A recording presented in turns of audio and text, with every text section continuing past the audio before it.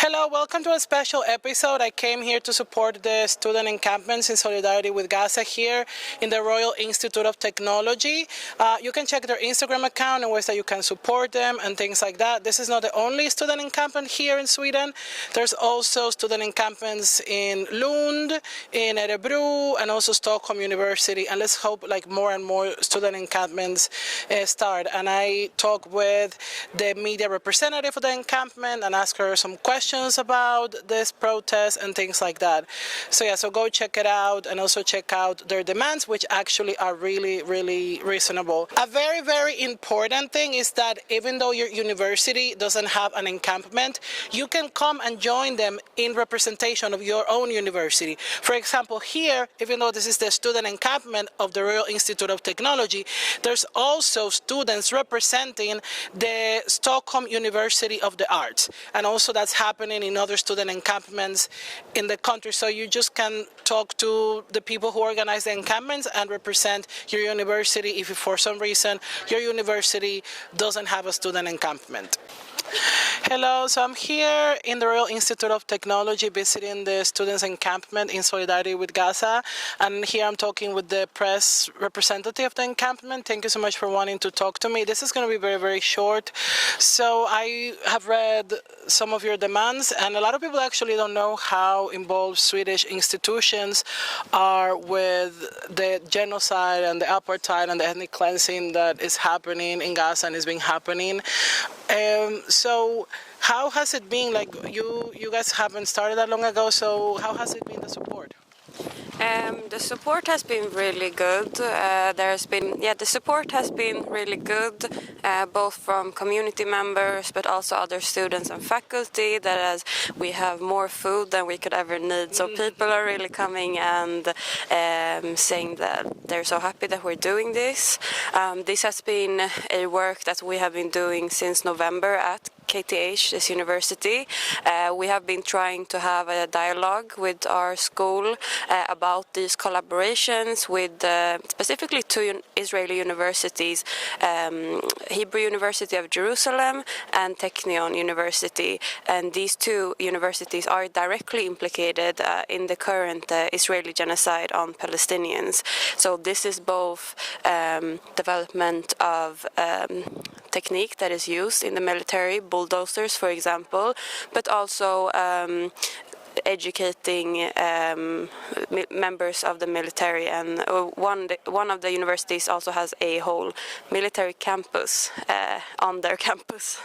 So this is not the ties to genocide, they're not diffuse, they're very, very direct, and most universities in Israel they are directly implicated.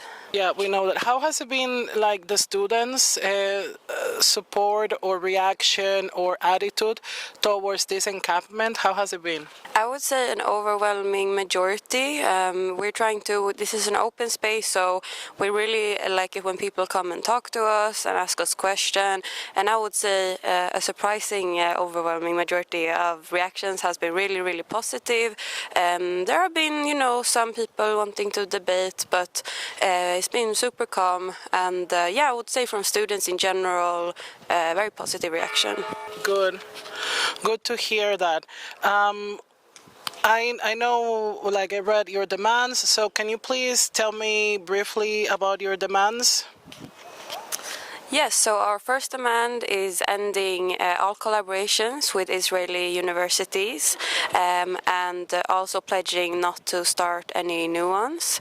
And the second demand is not collaborating with manufacturers of arms and developers of arms. We are a technological university where these companies have been very normalized to us from the first year we started, and we believe that the university is a place for learning and not learning to develop tools to kill other people.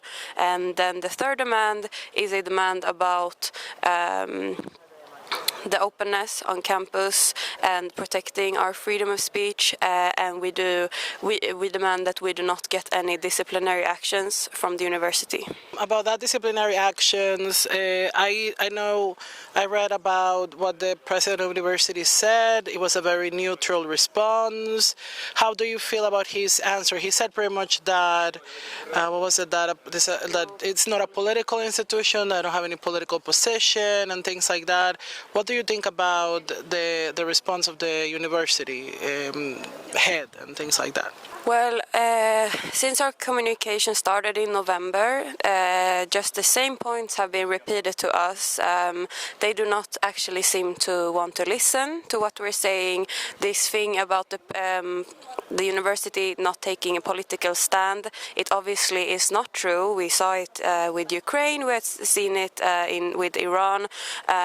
So we know for sure that that's not true. We don't know why they keep repeating it. So it has been the same talking points that has been repeated, but never has our actual arguments been answered. But I'm not surprised at all. How do you feel about how the Swedish press is reporting about this student solidarity encampments? We know there's in Lund, in Örebro, in Uppsala, in Stockholm University. So how do you feel, what's your opinion about how the Swedish press is reporting it?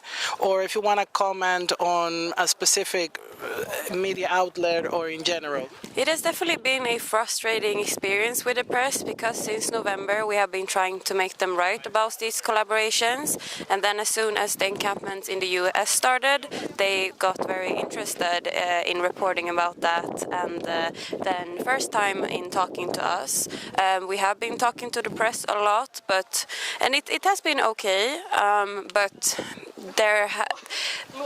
the choices, you know, they cut a lot of things, and I might not personally think that what they choose from the interviews is what we would want to represent. It's more like they use the more general statements. I think I have in the interviews. I think I have used the word genocide maybe 100 times, and I'm not sure. Maybe one press outlet has actually used it. So it has been frustrating when they ask questions, but. Nothing. I wouldn't say I'm surprised really. I would say disappointment ever since October about how everything has been reported, especially when it comes to our public service media that have been, I don't know if in English charged, but maybe it is, with biased reporting when it comes to Gaza. So. Not surprised, but always a bit disappointed. Yeah. Is there like any last words that you want to add to this very short interview? Anything that you want people to know? Anything that you want people to know about the encampment, or any tips you want to share to other people who want to do? You know what? Yeah, I'm going to ask that. Is there any tips that you want to share for other people that want to either join encampments or you want to start one?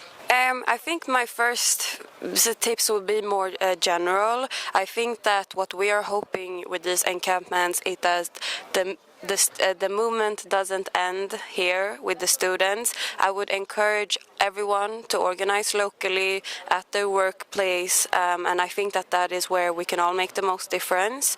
When it comes to the practicality, I would say be aware of the risk, but also know that you are on the right side of history. What you are doing is right. And just do it. I think that this, especially in Sweden, Sweden, I would say, is a country where someone just has to do something first, and then the rest will follow. And I think that's similar to many European countries also. So, yeah, just do it. You're on the right side of history. Okay. Thank you so much. Thank you, thank you, thank you. Thank you. So, our demands are: 1. A complete academic boycott of Israel, according to the Palestinian Campaign for the Academic and Cultural Boycott of Israel. KTH University must immediately and permanently sever all institutional ties with Israeli universities and research institutions, including researchers and students exchange fellowships, joint projects, conferences, and other institutional agreements. And KTH University must formally pledge not to establish any future collaborations with Israeli universities and research institutions.